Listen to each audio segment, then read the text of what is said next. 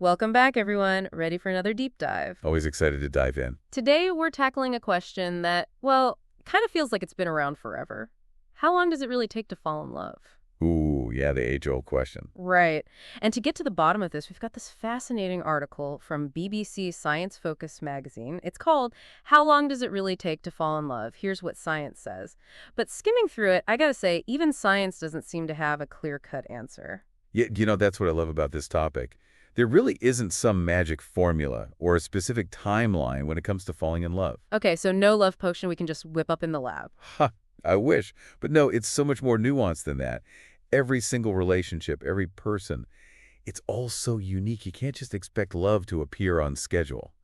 It just doesn't work that way. Our personalities, how we meet someone, our past experiences, it all plays a role. So if there's no formula, how do scientists even begin to study something as, well, slippery as love? I mean, it's not like you can measure it under a microscope, right? Exactly. Measuring love, it's definitely not straightforward. But researchers have come up with some really interesting ways to look at it. Instead of focusing on a specific time frame, they're looking at how love develops over time, the different stages. So less about when, more about how it unfolds. Exactly. And one of the key takeaways here is that love's timeline is incredibly personal.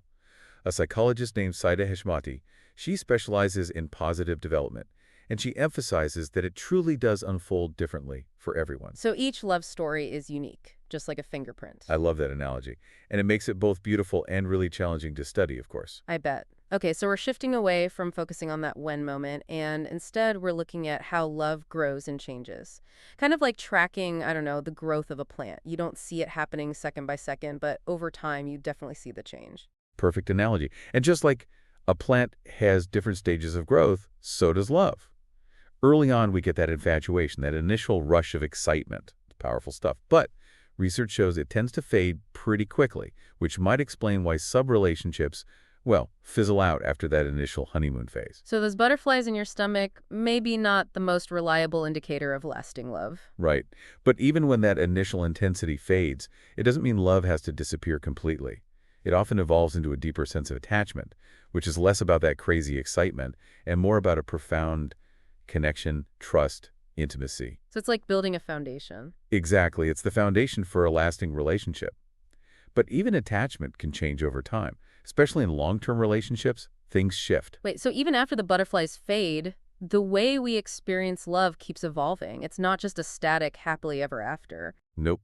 Love's a dynamic process. A behavioral neuroscientist named Sandra Landeslag, she's done some amazing research on this.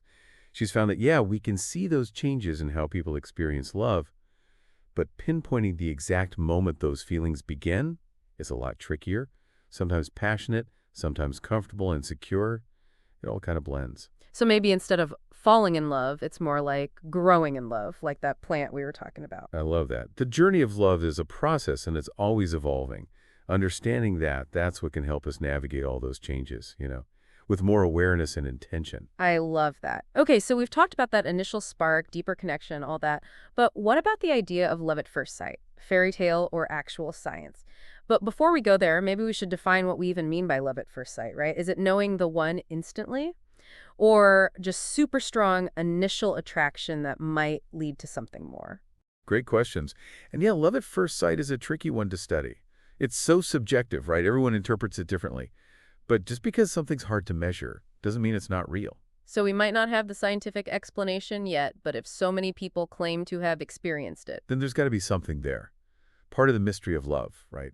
It can defy logic. Absolutely. And it's amazing how different everyone's experience is. Some people might be more prone to love at first sight, while others find it slowly over time. No one right way to get there. Exactly. And speaking of the speed of love, it's fascinating to think about how other species experience it, Like prairie voles, they form these super strong bonds, almost like lifelong partnerships. And they do it incredibly quickly. The prairie voles, okay, I'm a little obsessed with their story. I read they can form these bonds in just one day. It starts with this, well, let's just say very dedicated mating ritual, sometimes for hours. Makes you wonder if it's more than just, biology, right? Right. A fascinating question researchers are exploring. It really makes you think, doesn't it? Like, what's going on in their little vole brains? We ain't know for sure, of course. Of course not. But their behavior definitely suggests there's something more to it than just, making more voles. Maybe intimacy strengthens that initial bond, sets the stage for a lasting partnership. And that's something we see in human relationships too, right? Physical intimacy can definitely deepen that emotional connection. Absolutely, though obviously not the only factor. Okay, so maybe there are some similarities between us and prairie voles, even if the timescale is, well, drastically different. Right. I mean, it really highlights just how complex love is. It's not just some human emotion. It's got deep biological roots. We see it across the animal kingdom. Wow, when you put it that way. Okay, let's bring it back to humans for a bit. We've talked about the initial spark, attachment, all that, but do any of those things actually guarantee a lasting relationship? The million-dollar question. And unfortunately, no guarantees when it comes to love, but research does point to those deeper forms of love, infatuation, attachment, as being super important for the long haul. Initial attraction gets things started, sure. It's like that initial spark that gets the fire going. Exactly. But it's those deeper connections, that commitment, that keep those embers burning. Dr. Landeslag, the neuroscientist we talked about earlier, she points out that these deeper forms of love, they probably have an evolutionary advantage too. How so? Well, think about it. Infatuation helps us focus our attention on one person, right? Makes us more likely to put energy into that relationship. Okay, that makes sense. And then attachment, that provides a sense of security, stability, and, evolutionarily speaking, that would have been essential for raising a family. Wow, so those ancient drives might still be influencing our love lives today. It makes you wonder, though, if we put too much emphasis on that initial spark. Maybe we should be focusing more on how to stay in love, nurturing those connections over time. What do you think? I think that's a really important point. Our culture definitely romanticizes those early stages. But real, lasting relationships, those take work. They need attention, just like anything else we want to grow. So less about chasing those butterflies, more about building something strong that can handle the tough times. Exactly. Open communication, shared experiences, being willing to grow together. Those are the things that make love last. So well said. This whole conversation has been so insightful. I'm realizing there's no set timeline, no guarantee. It's this messy, beautiful, unique journey for everyone. Couldn't have said it better myself. And I think embracing that messiness, that individuality, that's key. Trying to fit your love life into some predefined box is a recipe for disappointment. So true. Your path might look different from someone else's, and that's totally okay. Speaking of individual journeys, I'm curious about yours. Have you ever experienced love at first sight? Or do you think it's something that unfolds more gradually? We'd love to hear your thoughts. Definitely share your experiences in the comments and make sure to stick around for the next part of our deep dive.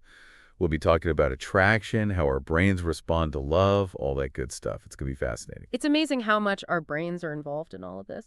But knowing that love is this mix of biology, psychology, are there things people can actually do to build that lasting connection? Absolutely. And that's where it gets really exciting because research gives us some concrete things to try. One of the biggest ones, quality time together.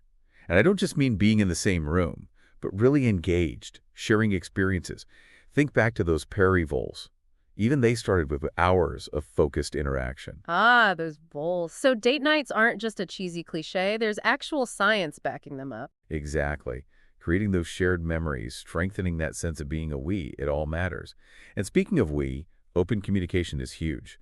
Sharing the good stuff, but also being able to talk about the tough stuff too. Dr. Landeslag's work even shows that companies who communicate well, their brains show more activity in areas related to empathy and understanding. So those deep conversations aren't just about solving problems. They're actually strengthening the connection in our brains. Exactly. It's like building those neural pathways of connection. This reminds me of something we talked about earlier, how love isn't just about falling, but about growing together. So if communication is so important, any tips on making those conversations more productive, especially when things get a little tricky? Great question. Because yeah, just talking isn't enough. It's how we talk that matters. Active listening is something that comes up in research all the time. It's not just waiting for your turn to speak. It's genuinely trying to get where your partner's coming from, even if you don't see eye to eye. Using non-judgmental language, validating their feelings, not interrupting, all those things become really crucial. It's like creating that safe space to talk, where you both feel heard, even when you disagree. Exactly. And remember, relationships aren't static. We change, life changes, and it's about adapting and growing together. Checking in with each other regularly can help. Those State of the Union talks, where you can talk about needs, hopes, even fears, making sure you're both still on the same page, or at least figuring out how to navigate those different chapters together. So communication, shared experiences, and that flexibility to adapt sounds like a lot of work. It is, but it's the kind of work that can lead to those truly fulfilling, amazing relationships.